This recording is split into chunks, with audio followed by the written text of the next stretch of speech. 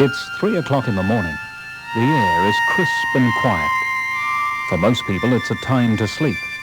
Work is still many peaceful hours away. But for these men, the working day is just beginning. The hour means nothing. They're setting off over some of the most unpredictable waters in the world, pitting themselves and their small craft against the merciless sea.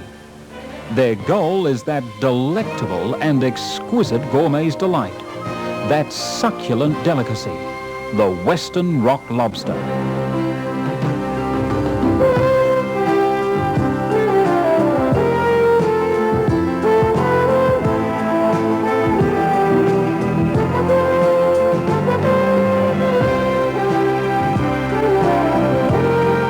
The fascinating hunt for highly prized rock lobsters off the forbidding coast of Western Australia is no random affair, no idle piece of pot luck.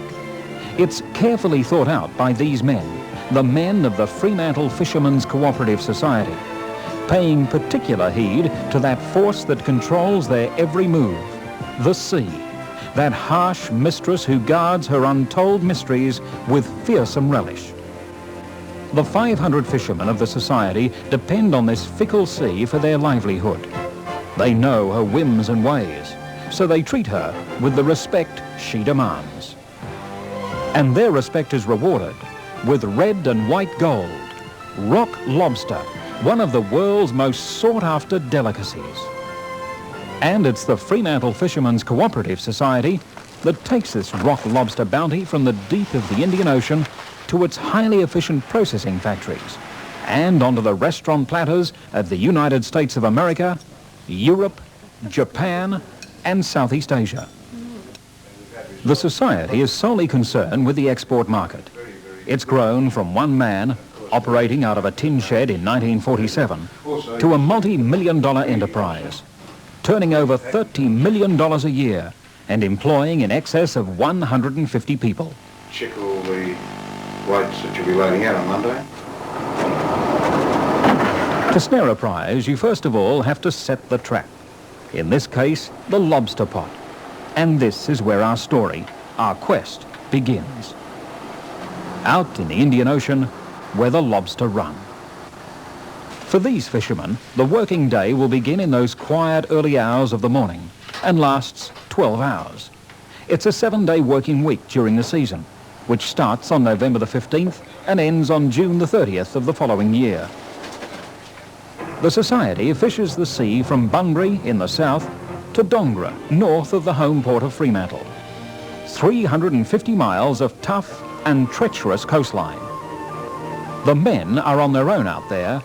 There are no beg your pardons from this sea.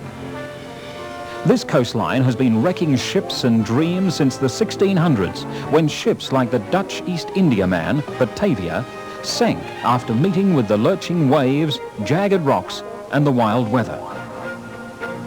Against this sort of foe, experience and cunning are the vital pluses in a fisherman's armory. The men of the Society are hardy professionals, adept at picking the right grounds to lay their lobster pots for the best return. This is usually over one of the many reefs dotted along the ocean floor, which only adds to the danger. It takes all their skill and the best of modern technology to negotiate these tricky reefs and to haul in their bounty. The pots are laid in lines. White floats bob up and down innocently on the top of the water, while many fathoms below, the trap lies waiting.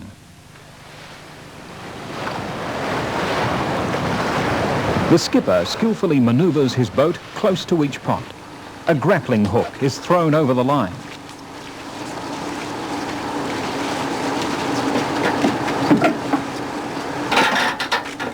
The winch is engaged. And in one action, the pot pulled from the deep. And it's a good haul too. To conserve lobster stocks, state laws concerning such matters as lobster size and the number of pots per boat were brought in with the full cooperation of the fishermen. They're tough, but essential. Nobody wants these waters fished out of such a prize catch. There's a close liaison between the fishermen, state and federal authorities, and processors. to ensure that the industry remains viable. By law, lobster heads must measure a minimum of 3 inches, or 76 millimetres. This measurement is taken from the rear of the horns to the end of the carapace, or head, and the tail must weigh at least 5 ounces, or 340 grams. These rigid controls will ensure ongoing supplies and keep the industry viable.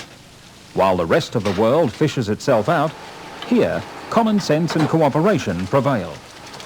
All doubtful-sized lobsters are carefully measured. The undersized are returned to their watery home, while the sized lobsters are placed into the catch of the day for processing. The fishermen also contribute to research into breeding. They realise it's of no value having a bumper harvest one year and no lobsters the next. The Society has its own quality standards too. Virtually all the way from the pot to the pallet, lobsters are checked and double-checked to make absolutely sure that only the best in the West find their way onto the export market. While these fellows show their annoyance at being lifted from their home, the pots are rebaited and placed in position at the stern of the boat, ready for redropping once a complete line of pots is pulled.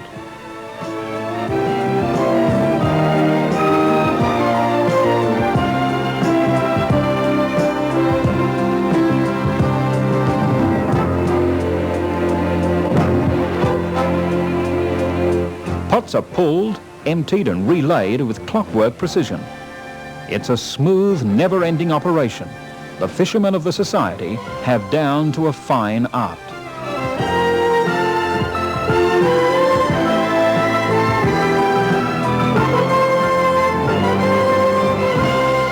After 12 hours at sea, they begin the long voyage home, and yet another day's fishing is almost at its end.